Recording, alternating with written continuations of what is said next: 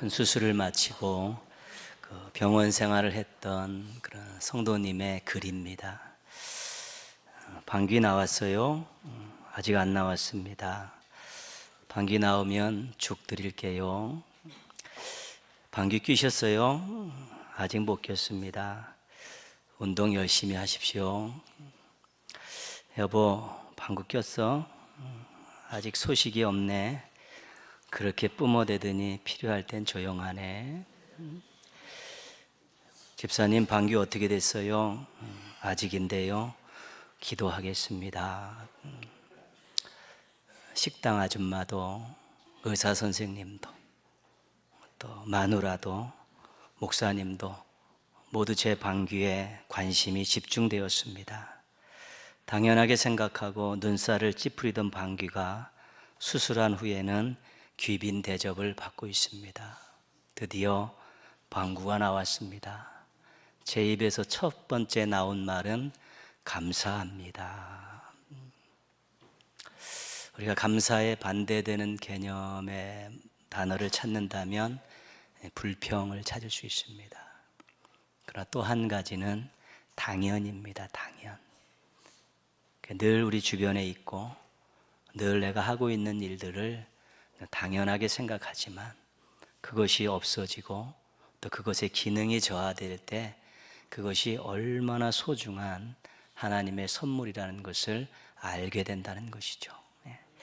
불평과 당연을 넘어서서 우리 감사의 향기를 날리며 사는 건강하고 행복한 성도들 되기를 주님의 이름으로 축복합니다.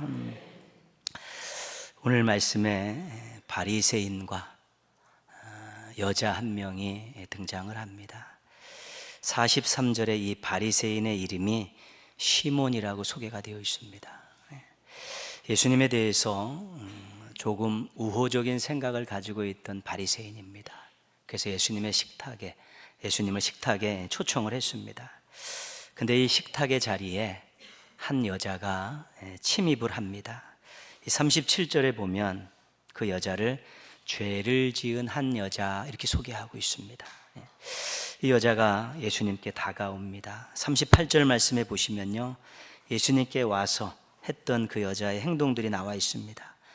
예수의 뒤로 그 발 곁에 서서 울며 눈물로 그 발을 적시고 자기 머리털로 닦고 그 발에 입 맞추고 향유를 부으니.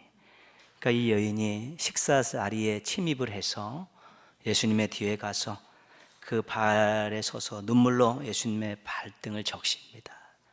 그리고 쫄티고 앉아갖고 머리를 풀어서 발을 닦죠. 그리고 그 발에다가 입을 맞춥니다. 그리고 준비해온 향유를 예수님의 발에 이렇게 붓죠. 아주 순식간에 일어났던 일입니다. 바리새인 시몬이 속으로 이런 생각을 합니다. 39절에 나와 있는데요, 이 사람이 만일 선지자라면 자기를 만지는 이 여자가 누구며 어떠한 자고 죄인인 줄을 알았으리라. 예수님에 대해서 말하는 것이죠. 이 여자가 예수님 앞에 왔는데 이 여자가 어떤 여자라는 것을 알았다면 접근을 허락하지 않고 접촉을 허락하지 않았을 것이다. 근데 이 예수는 아직 선지자가 아니기 때문에 그 여자의 정체를 모르고 접근과 접촉을 허락했다, 이런 생각을 하고 있는 것입니다. 왜냐하면 당시에 죄인들과 접촉하는 것은 불결하기 때문에 안 되는 것이죠. 이 여인이 동네에서 죄를 지은 여자다 이렇게 소문이 났다면 이 여자의 정체는 뻔한 것입니다. 몸을 파는 여자입니다. 동네 사람들이 다 알고 있죠, 죄인이라는 것을. 근데 이 여인이 식탁의 자리에 침입을 해서 예수님께 접근을 하고 접촉을 했죠. 바리새인한테 왔다 그러면 바리새인은 호통을 쳐서 쫓아버렸든가 아니면 도망가든가 했을 것입니다. 불결해지니까요. 근데 예수님께서는 그 접근과 접촉을 허락해 주신 것이죠. 그래서 예수님이 못마땅한 것입니다. 선지자도 아니구나, 그런 생각을 하게 된 것입니다. 이 여자의 행동을 보시고 바리새인 시몬의 생각을 간파하신 예수님께서 이제 그 바리새인 시몬에게 이렇게 말씀하시죠. 시몬아, 내가 못마땅하고 이 여인이 못마땅하냐? 그래도 이 여인은 눈물로 내 발을 씻어주었다. 그리고 자기 머리털로 내 발을 닦아줬고 내 이 발에 입을 맞췄다. 그리고 비싼 향유로 내 발에 부었다. 그런데 나를 초청한 너는 나에게 그 어느 것도 하지 않았지 않냐? 침입한 이 여인은 나를 위해서 이렇게 엄청나게 귀한 일을 했는데 너는 나를 초대해 놓고 아무 짓도 하지 않았지 않냐? 내가 볼 때 이 수치를 무릅쓰고 나온 이 여인이 나를 식사 자리에 초대한 너보다 나를 훨씬 더 사랑하는 것 같고 앞으로 나를 더 사랑하며 살 것 같다. 나는 그렇게 생각한다. 그렇게 말을 하고 이 여인에게 죄사함과 구원을 선포를 해 주었습니다. 예수님은 신분을 보지 않으셨습니다. 한 사람은 종교 지도자인 바리새인이고 한 여인은 몸을 파는 그런 여인이었지만 그것이 예수님께 중요하지 않았습니다. 예수님께서는 이 두 사람이 그동안 한 일에 대해서 별로 관심이 없습니다. 바리새인이 하나님을 위해서 했던 그 많은 일들, 그리고 이 여인이 부끄러웠던 일들, 그런 것에 대해서도 예수님은 별로 관심이 없습니다. 오직 한 가지, 예수님 앞에 어떤 마음과 어떤 모습으로 서 있는가에 예수님은 관심이 있으셨던 것입니다. 예의 없이 당당하게 서 있던 바리새인보다 죄인의 모습으로 긍휼을 바랬던 이 여자의 손을 들어주신 것입니다. 여인의 바닥까지 떨어진 인생을, 깨어진 인생을 예수님 앞에 끌고 나온 것이 예수님은 너무 좋으셨습니다. 믿음과 사모함으로 예수님께 접근하고 접촉하셨던 것이 너무 기쁘셨습니다. 그래서 신분과 과거를 묻지 않으시고 그것을 사랑으로 받아주시면서 그의 죄를 용서하시고 그에게 새로운 인생을 허락해 주신 것입니다. 이후에 여인이 어떤 삶을 살았는가는 성경에 기록되어 있지 않습니다. 어떤 삶을 살았겠습니까? 감사, 당연한 것 아니겠습니까? 또 예수님 사랑, 당연한 것이고요. 또 주님 뜻대로 살아가는 것, 당연한 것입니다. 그러나 제일 먼저 그는 감사를 잊지 않고 살았을 것입니다. 그래서 이 여인에게는 예수님과의 만남이 감사의 원천이었고 사랑의 시작이었던 것입니다. 여러분은 예수님을 어떻게 믿게 되었습니까? 예수님을 어떻게 만났습니까? 인정하실지 모르겠지만 예수님을 만나기 전 우리 모두는 다 깨어진 인생들이었습니다. 파산한 인생들이었습니다.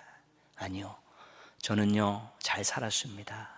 부도 있고요, 또 명예도 있고 나름대로 행복하게 살았습니다. 그래도 예수님 만나기 전엔 다 파산한 인생이었습니다.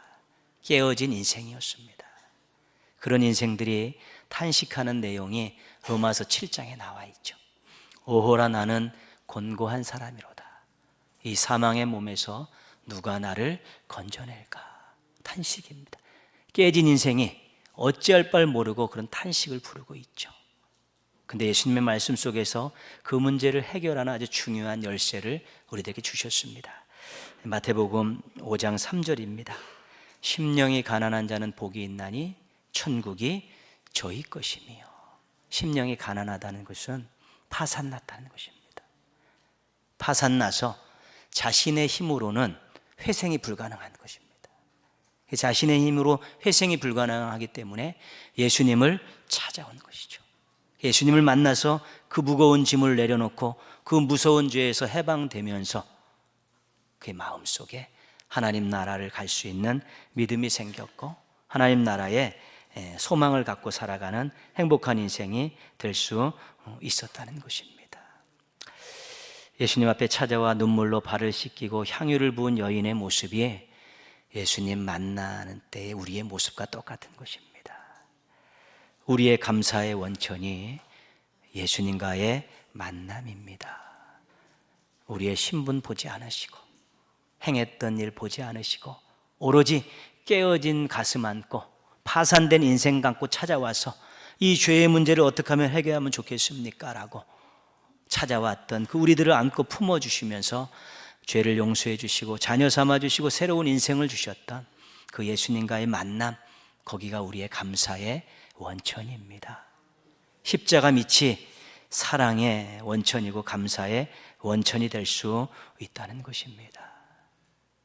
이 감사의 원천이 없으면 그 이후로 감사 생활하기가 어렵습니다. 파산된 인생을 회생시켜 주셨던 그 예수님과의 만남을 통해 시작된 그 감사의 원천을 갖고 있어야 거기서부터 계속 솟아나는 그 감사로 인해서 또 새로운 감사들을 찾을 수 있고 또 그 감사를 하나님께 올려드릴 수 있기 때문에 그렇습니다. 우리가 파산된 인생에서 하나님 나라의 백성으로 된 이 엄청난 사건이 우리의 감사의 원천이 되어야 된다는 것입니다. 찬송가 438장은 우리가 많이 부르는 찬송이고요, 또 다 외우고 있다시피 한 그런 찬송인데요, 여러분 이 찬송을 가만히 가사를 보면 우리가 예수님 처음 만났을 때에 오호라 나는 공고한 사람이로다, 이 사망의 몸에서 누가 나를 건져낼까, 심령이 가난한 자는 복이 있나니 천국이 저희 것임이라라는 이 말씀과 관련된 그런 찬양입니다. 내 영혼이 은총 입어 중한 죄짐 벗고 보니 슬픔 많은 이 세상도 천국으로 화도다. 할렐루야 찬양하세. 내 모든 죄 사함 받고 주 예수와 동행하니 그 어디나 하늘나라. 아멘. 예수님과의 만남, 십자가 밑을 감사의 원천으로 꼭 삼으시고 앞으로 계속해서 평생 감사하면서 살아가는 우리 행복한 성도들 되시기를 주님의 이름으로 축복합니다. 사도 바울과 관련된 말씀을 한 가지 소개합니다. 내 은혜가 내게 족하도다. 사도 바울이 육신의 질병이 있었습니다. 그것이 뭐라는 건 정확하게 성경에 언급되지는 않았는데요, 그래서 그걸 가지고 3번이나 하나님 앞에 부르짖어 기도했습니다. 하나님 고쳐주십시오. 그때 해주셨던 하나님의 응답이 내 은혜가 내게 족하도다. 무슨 말씀입니까? 거절입니다. 안 고쳐주시겠다는 것입니다. 그렇게 살라는 것입니다. 근데 그 이후에 사도 바울이 감사하고 있습니다. 그 감사의 내용이 뭐였냐면, 하나님, 제가 이렇게 약함이 있어서 하나님을 더욱 의지하게 되었습니다. 하나님, 제가 이렇게 약해서 주님을 더욱 의지했더니 하나님이 주시는 능력을 가지고 살 수 있게 되었습니다. 마이너스였습니다. 부족했습니다. 결핍했습니다. 연약했습니다. 그런데 하나님께서는 내 은혜가 내가 족하다 말씀을 거절하셨는데 거기서도 하나님의 은혜가 있었다는 것입니다. 그래서 그 마이너스에서 감사를 찾아낸 아주 귀한 사건입니다. 일본의 미즈노 겐조라는 장애인 시인이 있습니다. 이분은 11살 때 뇌성마비 걸려서 평생 침대에 누워 사는 분입니다. 언어 기능도 상실했습니다. 근데 어느 목사님의 전도를 받고 복음을 듣고 성경을 선물 받으며 그 성경을 읽으면서 예수님을 영접하게 되었죠. 그리고 나서 시를 씁니다. 근데 시를 어떻게 쓰냐면 일본어 알파벳 50글자를 벽에다 붙여놓고 그 엄마가 하나씩 짚어갑니다. 그럼 이 여인은 눈만 깜빡할 수 있습니다. 엄마가 짚으면 깜빡하면 그거를 연결해가지고 시를 썼죠.